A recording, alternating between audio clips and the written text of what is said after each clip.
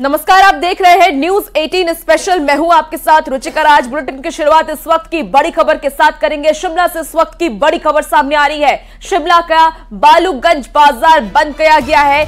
संजौली में प्रदर्शनकारियों पर लाठीचार्ज का विरोध हुआ। प्रदर्शनकारियों की मांगों का समर्थन व्यापार मंडल कर रहा है। बता दें आपको कि संजौली बाजार में आज भी अधिकतर दुकानें बंद है, सिर्फ इक्का दुक्का दुकानें खुली हैं। शिमला व्यापार मंडल ने बंद का आह्वान किया है और बंद का असर देखने को अब मिल रहा है। दोपहर 1 बजे तक दुकानें बंद रहेंगी। चप्पे चप्पे पर पुलिस के जवान तैनात किए गए हैं। तो इस वक्त की आपको बड़ी खबर शिमला से बता रहे हैं, जहां शिमला का बालूगंज बाजार बंद है। बता दें कि प्रदर्शनकारी पर लाठीचार्ज भी किया गया है और ये दो तस्वीरें उस आप देख पा रहे हैं, जहां एक बार फिर से बालूगंज बाजार बंद एक तरफ नजर आ रहा है, देख पा रहे होंगे आप, पूरा सन्नाटा है, और दूसरी तरफ प्रदर्शनकारी प्रदर्शन करते हुए नजर आ रहे हैं। तो ये दो तस्वीरें आपकी टीवी स्क्रीन पर, जहां शिमला में प्रदर्शनकारियों की मांगों का समर्थन अब व्यापार मंडल कर रहा है। और आपको बता दें कि संजौली बाजार में अधिकतर दुकानें बंद नजर आ रही हैं, जिसकी सीधी तस्वीर आप इस वक्त देख पा रहे होंगे अपनी टीवी स्क्रीन पर। सुरक्षा बल भी तैनात किए गए हैं। सुरक्षा बलों की भी पूरी तैनाती है ताकि माहौल को शांत कराया जाए।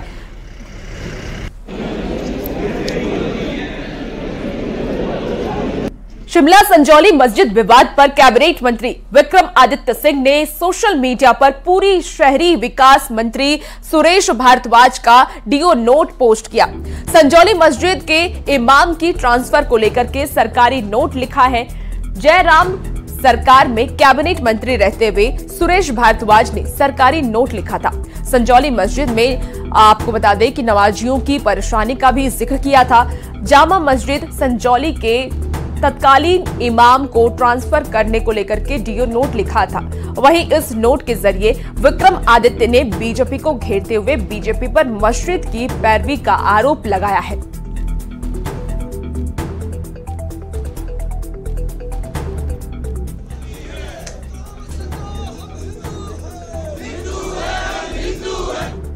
हरियाणा चुनाव से ठीक पहले चंडीगढ़ से खालिस्तानी साजिश की गंभीर खबर सामने आ रही है। बुधवार शाम चंडीगढ़ में एक घर पर ग्रेनेड से हमले से हड़कंप मच गया। ग्रेनेड हमला करने वाले दोनों संदिग्धों की तस्वीर सामने आई है। काले कपड़े में दिख रहे संदिग्धों की तलाश जारी है। ऑटो में 2 संदिग्ध पहुंचे और उन्होंने एक घर पर ग्रेनेड फेंका।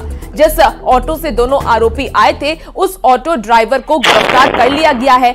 ऑटो ड्राइवर ने दोनों आरोपियों की पहचान कर दी है और इस बीच चंडीगढ़ पुलिस ने दोनों आरोपियों की फोटोज जारी कर उनके ऊपर 2-2 लाख रुपए का इनाम घोषित कर दिया है। तो ये 2 तस्वीरें आप देख पा रहे हैं, जहां एक तस्वीर उन अपराधियों की है, जो सीसीटीवी फुटेज भी अब सामने आ गया है। चंडीगढ़ के सेक्टर 10 से बेहद ही सनसनीखेज खबर सामने आई है। यहां एक घर में ग्रेनेड से हमला किया गया और इस हमले के पीछे खालिस्तानी साजिश का शक जताया जा रहा है।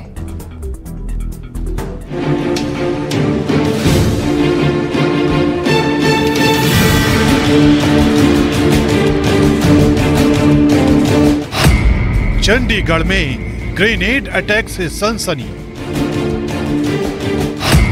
सेक्टर 10 की कोठी में हुआ हमला।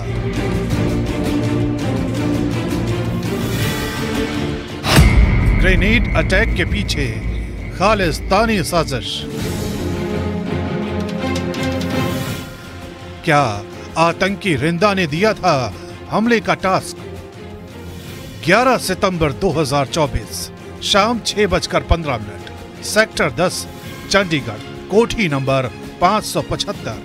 अचानक पूरे इलाके में उस वक्त सनसनी फैल गई जब एक लो इंटेंसिटी वाले ग्रेनेड से इस कोठी पर हमला किया गया। दावा किया जा रहा है कि चंडीगढ़ के सेक्टर 10 की इस कोठी में चलते ऑटो से ग्रेनेड फेंका गया। इस धमाके की वजह से कांच की खिड़कियां टूट गईं और कोठी के लॉन में गड्ढा हो गया। हालांकि हमले में किसी के हताहत होने की खबर नहीं है। ये हमला उस वक्त किया गया जब कोठी के मालिक रिटायर्ड प्रोफेसर का बेटा लॉन में बैठा था। कुछ एक चीज जिदे च कोई प्रेशर जिदे चों निकलिया होवे, प्रेशर टाइप ब्लास्ट छोटा इत्थे होया है, जिदे करके घर दियां विंडोज दे नुकसान होया है ते कुछ गमले जिहड़े गार्डन च पई सी उन्हां दा नुकसान होया है। अगे दी तफ्तीश जारी है। CFSL टीम साडियां इत्थे पहुंच चुकी हैं। चंडीगढ़ पुलिस के मुताबिक जिस ऑटो से इस कोठी में ग्रेनेड फेंका गया, उस ऑटो ड्राइवर को सेक्टर 43 से गिरफ्तार कर लिया गया है। बताया जा रहा है कि ऑटो ड्राइवर ने भी दोनों आरोपियों की शिनाख्त कर ली है, जबकि चंडीगढ़ पुलिस ने दोनों आरोपियों की गिरफ्तारी के लिए 2-2 लाख के इनाम का ऐलान कर दिया है।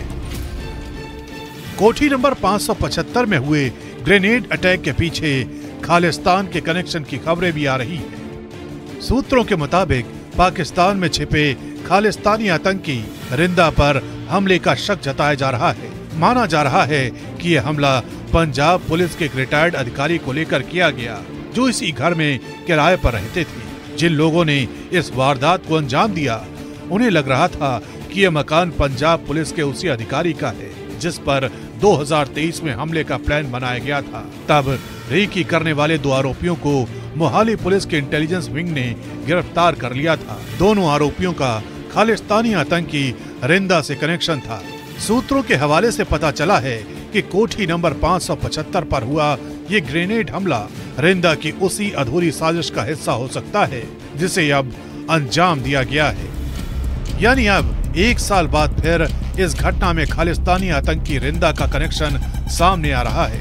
और आइए अब समझते हैं कि आखिर ये रिंदा है कौन। दरअसल जिस खालिस्तानी आतंकी का इस वारदात में कनेक्शन सामने आ रहा है, उसे हरविंदर सिंह और रिंदा के नाम से जाना जाता है। दावा किया जाता है कि रिंदा पाकिस्तान में छिपा बैठा है। रिंदा मूल रूप से पंजाब के तरन तारन का रहने वाला है। रिंदा के खिलाफ कई FIR दर्ज हैं।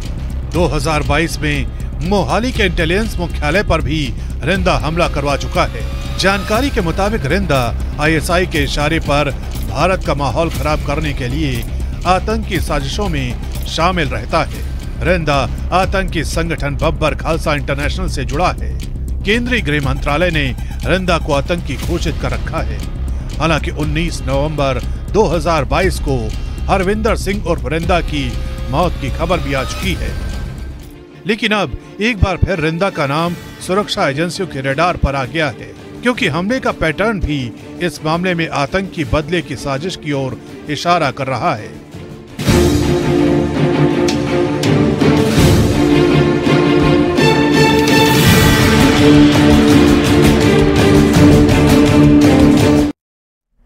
और इस बीच बड़ी खबर आपको बता रहे हैं, कानपुर में ट्रेन पलटने की साजिश में एक्शन जारी है। आतंकी संगठनों के कनेक्शन की जांच की जा रही है। सूत्रों के हवाले से ये बड़ी खबर सामने आ रही है। कानपुर फर्रुखाबाद के बीच कनेक्शन की जांच की जा रही है। मकनपुर उन्नाव में भी जांच में टीम लगी हुई है। तो बड़ी खबर आपको सूत्रों के हिसाब से बता रहे हैं। आपको बता दें कि शुक्लागंज जाजमाऊ में भी जांच जारी है। सूत्रों ने ये बड़ी खबर दी है और शक की सुई प्रतिबंधित संगठनों की ओर है। तो कानपुर से आपको बड़ी खबर इस वक्त बता रहे हैं और ये 2 तस्वीरें भी दिखा रहे हैं। CCTV फुटेज भी एक तरफ सामने आई है, जहां कानपुर में ट्रेन पलटने की साजिश में अब एक्शन जारी है। आतंकी संगठनों के कनेक्शन की जांच की जा रही है। सूत्रों के अनुसार ये खबर सामने आ रही है। कानपुर फर्रुखाबाद के बीच कनेक्शन की ये जांच हो रही है। मकनपुर उन्नाव में भी जांच टीम लगी हुई है। अजमेर में ट्रेन डिरेल साजिश मामले में बड़ा खुलासा हुआ है। अब तक की जांच में यह खुलासा हुआ कि अजमेर में एक नहीं बल्कि 2 मालगाड़ियों को डिरेल करने की साजिश रची गई, क्योंकि यही वजह है कि स्टेशन की अप एंड डाउन ट्रैक पर 40 किलो के ब्लॉक रखे गए थे।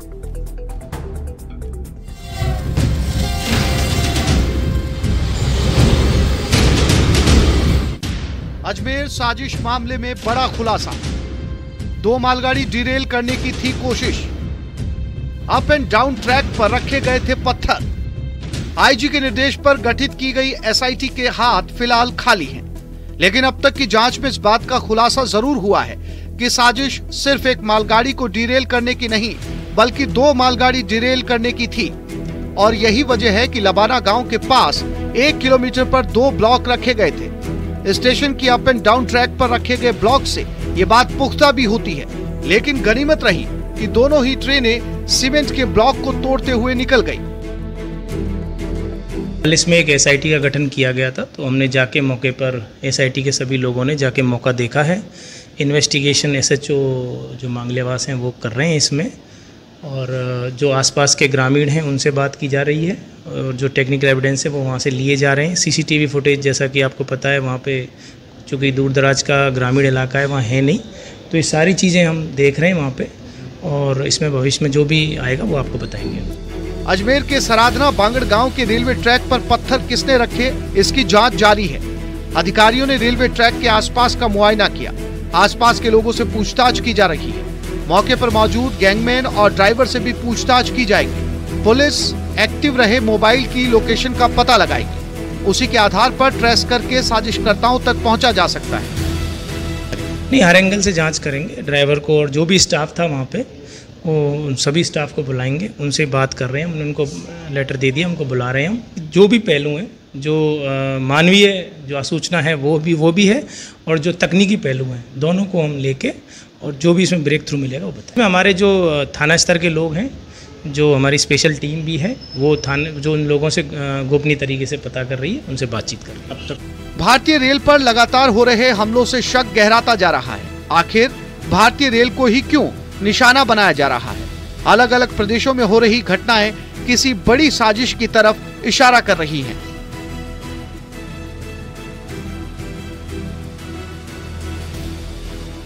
इस मामले में एसआईटी अपनी जांच कर रही है, और जो संबंधित थाना अधिकारी हैं उनको जो है वहाँ पर लगाया गया है, वो लोगों से बातचीत कर रहे हैं, ग्रामीणों से बातचीत कर रहे हैं। साथ ही साथ साइबर सेल की टीम भी जो है इसमें लगी हुई है, और किसी न किसी तरह का साक्ष्य इसमें जुटाने का प्रयास किया जा रहा है, जिससे कि जो इस तरह की हरकत करने वाले, जो बेपटरी इस ट्रेन को करने वाले जो लोग थे, उनको जल्द से जल्द पकड़ा जा सके और इस मामले में अग्रिम कार्रवाई की जा सके। कैमरा पर्सन कुलसी सेन के साथ अशोक सिंह, न्यूज़ 18 अजमेर।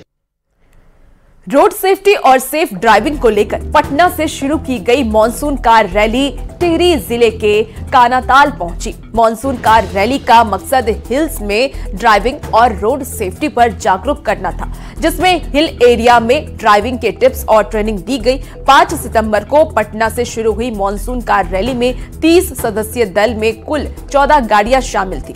इनमें पूरे इंडिया से लोगों ने हिस्सा लिया। Magadh Motors sports club Bihar Jharkhand ने साल 2005 में इसकी शुरुआत की थी। इस इवेंट का आयोजन हर साल किया जाता है। इवेंट के सदस्यों का ये कहना है कि पहाड़ में ड्राइविंग को लेकर के अच्छा एक्सपीरियंस रहा। उन्होंने पहाड़ों में ड्राइविंग की स्किल सीखी और साथ ही पहाड़ों में वेदर और नेचर देखकर उन्हें बहुत अच्छा लगा और वो फिर से कानाताल आना चाहेंगे। हर वर्ष एक मानसून कार रैली का आयोजन करती है। ये बिहार झारखंड का एक प्रीमियर मोटर स्पोर्ट्स क्लब है, और हम लोग 2005 में अपना पहला इवेंट ऑर्गेनाइज किए थे, और अभी 2024 में 19वां वर्ष है, और ये 25वां हम लोगों का कार्यक्रम है। और ये अलग अलग जगह पे हर वर्ष आयोजित किया जाता है। इस बार पटना से कानाताल वाया लखनऊ हरिद्वार हम लोग आए हैं। बहुत ही अच्छा एडवेंचरस था, और हम लोग बहुत बार ऐसी कार रैली में आए हैं, और ये हिली एरिया, ये तो इतना अच्छा एंजॉय किए हम लोग। 3 दिन का स्टे था हम लोग का। हम लोग पटना से आ रहे हैं, और ये हम लोग के लिए एक फैमिली गेट टुगेदर जैसा भी है। और अब खबरों में आगे बढ़ेंगे। भेड़ियों के आतंक से राज्य के कई जिलों के लोग दहशत में हैं। वहीं सीतापुर में ग्रामीणों ने सियार को भेड़िया समझकर मार डाला। सियार ने बकरी के बच्चे पर हमला किया था। सिंधौली तहसील की ये घटना है।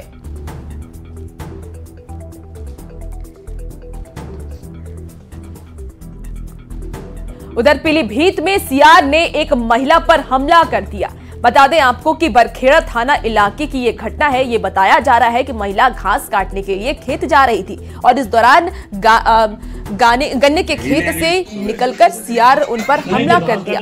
सीआर के हमले में महिला के मुंह, कंधे और पेट पर गहरे जख्म हो गए।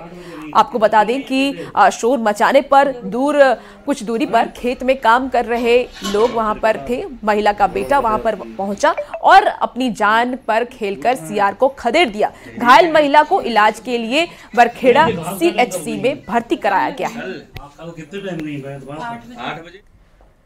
बहराइच से खबर, जहां आदमखोर भेड़िए के हमले जारी हैं। कल रात आदमखोर भेड़िए ने घर में सो रही महिला पर हमला कर दिया और इस हमले में आसपास चीख पुकार मच गई। भेड़िए के हमले में घायल महिला को अस्पताल में भर्ती कराया गया। घटना खैरी घाट थाना क्षेत्र के कोयनपुरवा गांव की है। जो है सो रहे थे, दरवाज़ा खोल दिया, न किसी लड़के बच्चे बाहर आए गए, वो कहीं छिपा था, ये सो रहे थे, बहन का आया गला पकड़ लिया। और जब गला पकड़ा तो ये कुछ आवाज़ निकली मुँह से, तो घर के लोग जान पे तो सब दौड़े कि क्यों चिल्ला रही हैं। दौड़े, जब देखा तब वो लोग चिल्लाने लगे, तो अगल बगल के लोग इकट्ठा हुए, तो जो है जब ज़्यादा आदमी हुआ इनको छोड़ के वो भाग गया, गन्ना के खेत में घुस गया।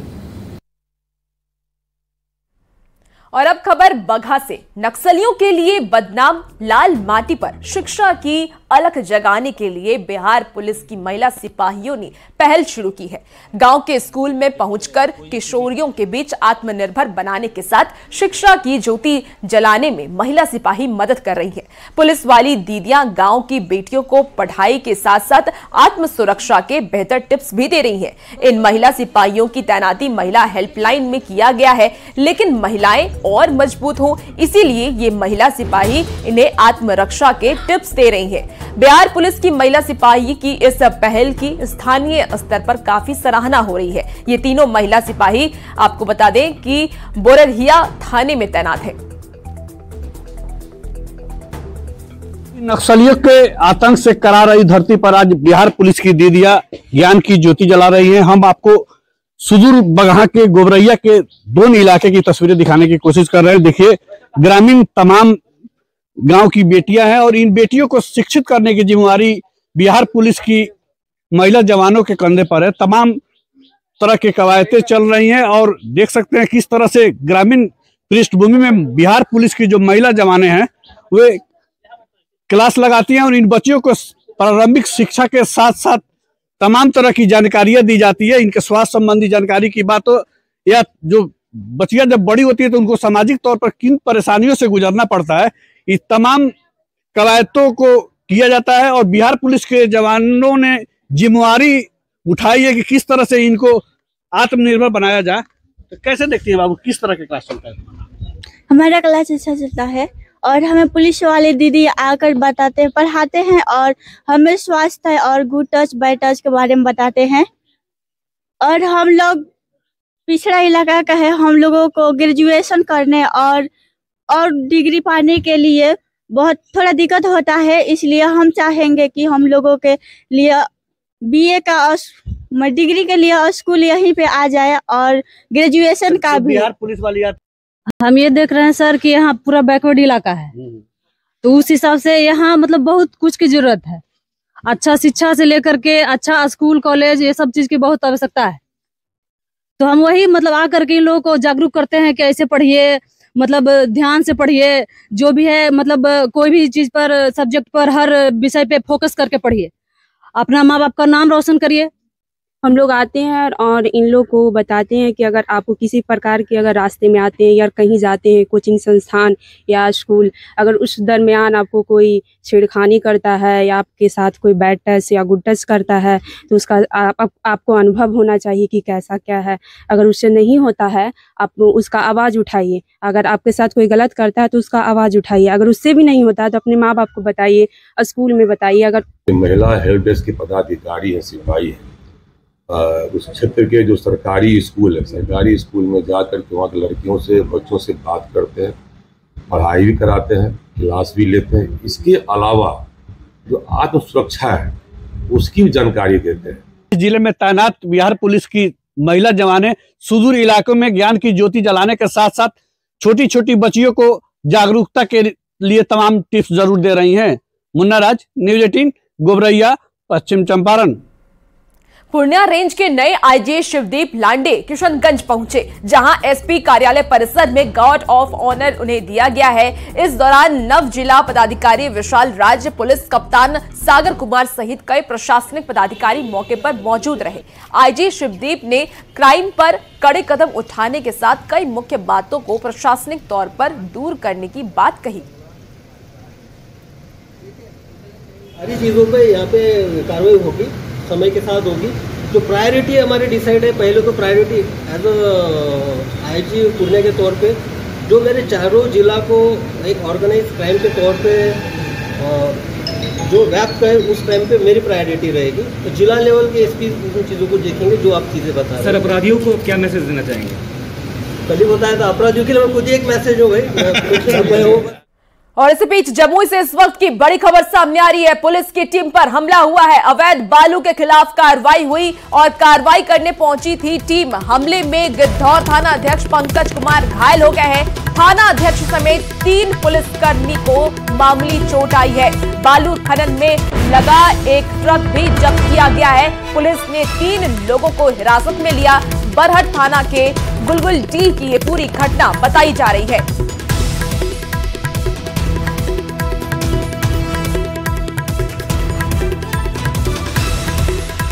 आज सुबह एक बरहट थाना अंतर्गत एक इलाका है गुगुल डी, वहाँ 2 थानों का बॉर्डर पड़ता है। बरहट और गिद्धौर दोनों थानों का बॉर्डर पड़ता है। वहाँ बालू माफियाओं के विरुद्ध कार्रवाई की जा रही थी। उसी कार्रवाई में जो कुछ बालू माफिया हैं और कुछ आसपास के ग्रामीण हैं, उनके द्वारा पुलिस टीम पर हमला करते हुए उनके साथ मारपीट की गई। साथ ही साथ पुलिस द्वारा जो अभी विधि सम्मत कार्रवाई हुई है, उसमें हम लोगों ने कुल 3 व्यक्तियों को हिरासत में लेकर उनसे जो घटना के तथ्य एवं परिस्थिति हैं, उनके संबंध में पूछताछ की जा रही है। और फिलहाल रुकते हैं एक छोटे से ब्रेक के लिए, जल्द हाजिर होंगे।